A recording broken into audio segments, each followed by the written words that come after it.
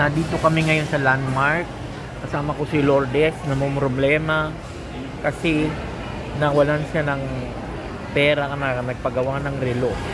Salamin. Ay, salamin pala. At iyan si Jane na nagmamagaling. Bakit? At si Yumi ang aki. Huwag mo nang takpan yung mukha mo. Ikaw naman, kumarap ka naman dito. Mag-hi ka naman para marami tayong subscriber. Ano? At yung batang doon na batang pogi na si Liam. Nahihiya ko daw.